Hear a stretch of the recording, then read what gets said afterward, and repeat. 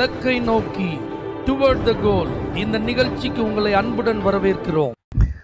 Praise the Lord. ஆண்டவராகிய இயேசுவின் இனிய நாமத்தில் உங்கள் எல்லாருக்கும் இந்த புதிய நாளிலே அன்பின் வாழ்த்துக்கள். 41ஆம் சங்கீதம் 4வது வசனம். என் ஆத்துமாவை குணமாக்கும் என்று நான் சொன்னேன். தாவீது இந்த இடத்துல தன்னுடைய சங்கீதத்தில் கர்த்தரை உயர்த்தி பாடும்போது அவர் இந்த வார்த்தையை உச்சரிக்கிறார். என் ஆத்துமாவை குணமாக்கும் ஆண்டவரே என்று நான் சொன்னேன். தேவனுடைய பிள்ளைகளே, இந்த வார்த்தையை கேட்குற நீங்கள் என்னைக்காவது என் ஆத்துமாவை குணமாக்கும் அப்படின்னு சொல்லி ஜெபம் பண்ணியிருக்கீங்களா?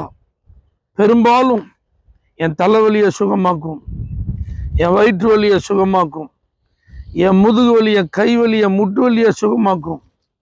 இப்படி சரீர சம்பந்தப்பட்ட வியாதிகள், நோய்கள், இவைகளை தான் நம்ம பெரிதுபடுத்தி ஆண்டவரே இந்த நோய்களிலிருந்து என்னை குணமாக்கும், இந்த வியாதி என்னை விட்டு போகட்டு, என்னை சுகமாக்கு, எனக்கு நல்ல ஆரோக்கியத்தை தாரும். இப்படி தான் நம்ம ஜெபித்து பழகியிருக்கிறோம். ஆனால் தாவீது பாருங்க, இங்கே நமக்கு ஒரு நல்ல உதாரணத்தை காண்பிக்கிறார். ஆண்டவரே என் ஆத்துமாவை குணமாக்கும். நல்லா புரிஞ்சுக்கோங்க, நம்முடைய மனது, நம்முடைய இருதயம் இது ரொம்ப ஆரோக்கியமாக இருக்க வேண்டும் என்பது அவசியமாக இருக்கும். எரேமியா தன்னுடைய தீர்க்க தரிசன புஸ்தகத்தில் சொல்கிறாரு, இந்த இருதயம்தான் எல்லாவற்றை பார்க்கிறோம் திருக்குள்ளது, அதிக கேடு நிறைந்தது. மனுஷனை தீட்டுப்படுத்தக்கூடிய எல்லாம் இருதயத்திலிருந்து தான் புறப்படுகிறது என்று இயேசு மார்க் எழுதின சுவிசேஷம் 7ஆம் அதிகாரம் 21 முதல் 23 வரைக்கும் ஒரு லிஸ்டே கொடுக்குறார். அப்போ நம்முடைய ஆத்துமாவை நோய்வாய்ப்படுத்துகிற ஒரே காரியம் பாவம் தான். அப்போ பாவம் அப்படின்னு சொன்ன உடனே அந்த ஒரே வார்த்தையில் நம்ம முடிச்சிடக்கூடாது.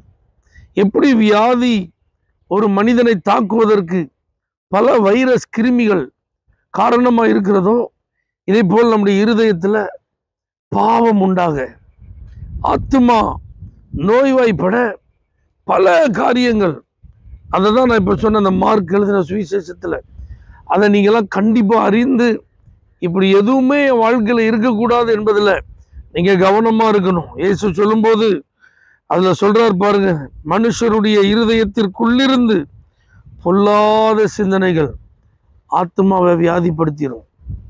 நான் ஒவ்வொரு வார்த்தையாக நான் வாசிக்கும் போது நீங்கள் அதை கவனித்து பாருங்க.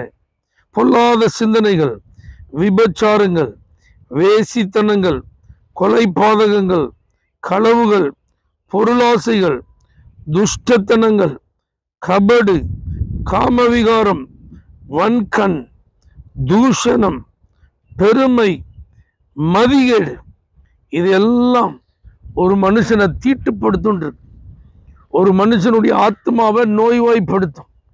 ஆகவே எல்லாரும் பாவம் செய்து தேவ மகிமையற்றவர்களானார். வேதத்தில் நம்ம பார்க்குறோம். அப்படி பாவம் செஞ்சால் அதனுடைய சம்பளம் மரணம் அப்படிங்கிறது நல்லா தெரியும். அப்போ இந்த ஆத்மாவில் ஒரு மனிதனுக்கு கிடைக்கிற அந்த சுகம் என்பது தான் முதலாவது ரட்சிப்பு என்று அறியப்படுகிறது. ரட்சிக்கப்பட்டதுக்கு அப்புறம் எல்லாம் முடிஞ்சுட்டா இல்லை, ஒவ்வொரு நாள் நம்ம வாழ்ந்து கொண்டு இருக்கிறோம், பல காரியங்களை நம்ம கடந்து வர்றோம். இப்போ லிஸ்ட் இருந்தது பார்த்தீங்களா? இதில் நிறைய காரியங்கள் நம்முடைய ஆத்மாவை பாதிக்கிறதற்கு ஒவ்வொரு நாள் என்ன இருக்கு, வாய்ப்புகள் இருக்கு. அப்போ அந்த வாய்ப்புகளுக்கு நம்ம என்ன செஞ்சிடக்கூடாது, இடம் கொடுத்துடக்கூடாது. ஒருவேளை அறிந்தோ அறியாமலோ ஏதாவது சில தவறுகள், இந்த ஆத்மாவை நோய்வாய்ப்படுத்துகிற சுபாவங்கள், பழக்க வழக்கங்கள் நமக்குள்ள வந்துட்டுன்னா கண்டிப்பா தாவீதை போல ஜெபிக்க வேண்டியது அவசியம். என் ஆத்துமாவை குணமாக்கும். ஆகவே கர்த்தர் உங்களுக்குள் வாசம் பண்ண விரும்புகிறார். அவர் உங்களோடு கூட இருக்க விரும்புகிறார். அந்த ரட்சிப்பின் சந்தோஷத்தை இழந்து போகக்கூடாது என்று அவர் விரும்புகிறார். தேவன் தருகிற நன்மைகள் தடைபட்டு போய்விடக்கூடாது என்று ஆண்டவர் விரும்புகிறார். உங்களை குறித்த நோக்கமும் அவருடைய மேலான திட்டமும் உங்கள் வாழ்வில் நிறைவேற வேண்டும் என்று அவர் விரும்புகிறார். உங்களை கொண்டு கர்த்தர் செய்ய விரும்பும் எல்லா காரியங்களும் தடையின்றி நடக்க வேண்டும் என்று தேவன் விரும்புகிறார்.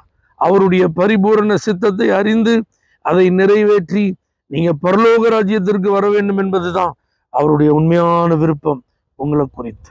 இதெல்லாம் உங்க வாழ்க்கையில கண்டிப்பா நடக்கணும்னா ஆத்துமா சுகமா இருக்கணும். ஆகவே ஆத்துமாவில் பாவத்தோடு அந்த ஆத்தும வியாதியோடு நம்ம இருப்போமானால் கண்டிப்பாக அது நமக்கு அழிவை உண்டாக்கிடும். அப்படி யாராவது இருந்தா இன்னைக்கு ஆண்டவர்கிட்ட ஜெபம் பண்ணுங்க. என் ஆத்துமாவை குணமாக்கும் என்று ஜெபம் பண்ணுங்க.